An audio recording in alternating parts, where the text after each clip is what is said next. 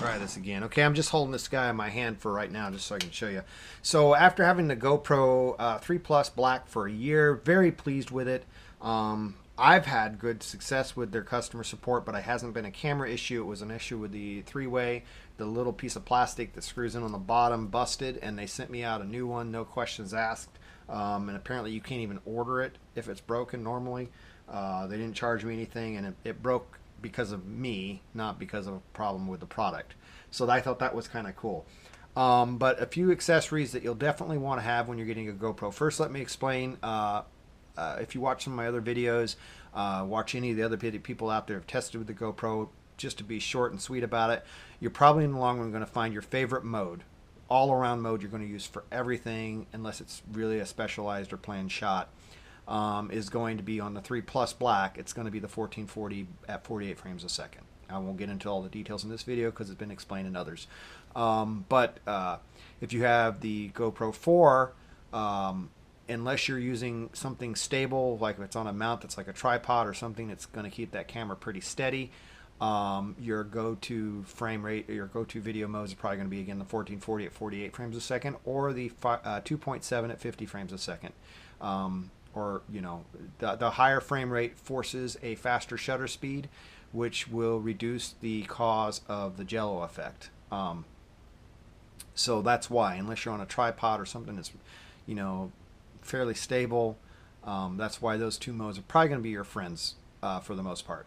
So with that being said, some things that you can look at. I never bought a gimbal or anything like that for my GoPro for my needs. I never bought a battery powered gimbal for handheld, just because it was one more thing to worry about power. Kind of didn't want to have to deal with that. I did buy the three-way, been real happy with it. And have found it, right now I've got the camera in my hand, so it might be a little shaky, but I found with the three-way and using warp stabilizer and Photoshop from now, you know, from time to time, is all I need for the most part to get a decent shot. So I found, just like for me, the three-way was it's a tripod, does all kinds of things. So that's an accessory you're definitely going to want. The other thing is to consider too is your cases. You're going to want a frame case so that you can get the better audio quality, and also so when you don't want to record with the lens being behind an extra piece of glass, the frame is nice for that, because your camera's just in a frame. The lens is out where, you know, it has no extra glass that's going to interfere with the quality of the video, and your microphone has less things blocking the sound. So that's definitely what you're going to want there. The other thing is on the batteries is the next thing. And like I say, this is just going to be real quick. First, you're going to want an external USB. Don't get one like I did with the solar panel. They're a waste of time. Just go buy one from Best Buy for 12, 13 bucks, whatever you can afford. You know, the 10,000 milliamp or better. Again, spend 50 bucks if they got a nice one, but don't buy these Chinese ones off eBay. They're crap. But you're definitely going to want one of those. So, the other thing to consider is you're going to want the external charger so that you can have batteries charging while you're still using your GoPro.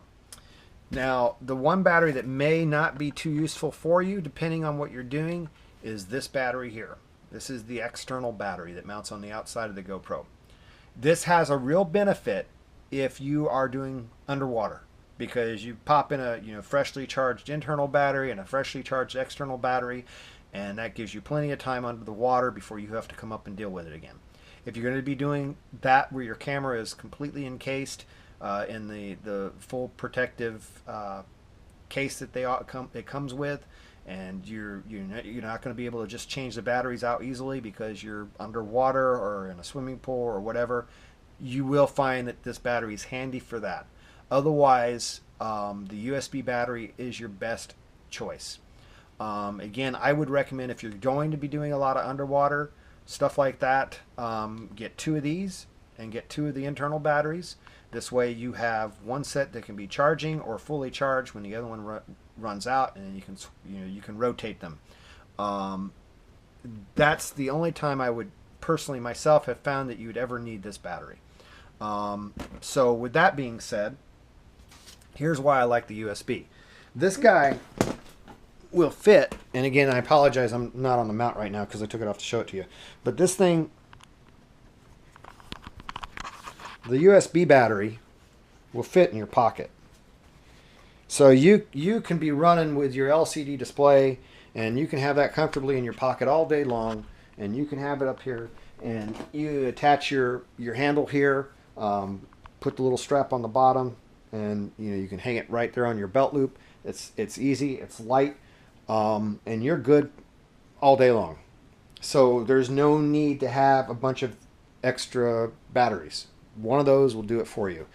And at most you may want to have one extra internal battery, but just to cut your costs, I would invest. That's where I would go with the battery. So the last thing, well, actually, there's one other thing, is the for a charger, a USB power station, because your external charger for the GoPro is, for example, like this. This is what it is. And then you use a USB cable and you have to plug it in to charge it. So what I've gotten is just a powered USB hub. So I have a powered USB hub here with all my USB cables, and then I can have my GoPro charging. I can, if it's got a battery in it, I can be charging it. I've actually got 2 batteries in here, so I can be charging this plus the battery in my GoPro. And if you have this attached to the back of your GoPro, it's charging at the same time. Otherwise, I can plug it right in the back of my USB hub. And then I also, on my USB hub, have it charging my USB battery at the same time. So a powered USB hub works pretty slick. That was just the cheapest 5-port I bought from Best Buy that was powered. So that's handy. And again, the last thing is the LCD screen. It is really cool that, and I do use it from time to time, where you can monitor the GoPro through your iPad or your mobile phone or whatever, but it's not completely convenient. It is a little more work. You can't just look at it and go for it. It also, by the time you get done with the wireless signal transfer, it sucks pretty much, it feels to me like it almost sucks as much battery as the LCD screen. I don't really feel like I save by having the wireless on. Also, it's really inconvenient to turn it off, whereas if you have the wireless screen hooked up, you just push a button and the screen goes off. Well, not the wireless screen, but you know what the LCD screen. So for me, I find the LCD screen I use all the time, and I very seldom use the app, just because it's great. It's a great tool if I want to access the camera remotely, but when the camera's in my hand, it's just dumb to have to use an app.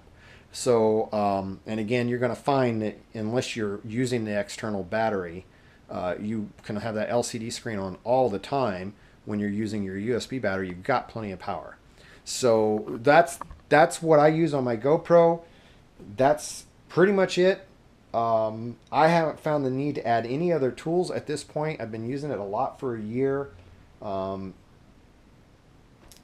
If anything, that's a great place to start. You may find you want to add something later on, but these are what I found have worked for me. Again, the other option is the Steadicam glide things that aren't powered. Honestly, watch the reviews. I mean, the bigger one, yeah, it works, but it's big, and the little one is crap. Just look at the reviews. It's not worth the 70, 80, whatever it was charged, whatever it costs. There are some other ones supposedly coming out, but I was able to get a steady enough shot with just the 3-way that it just seems kind of pointless. So that's my take on all that. I think that covers everything. All right. Have a good day.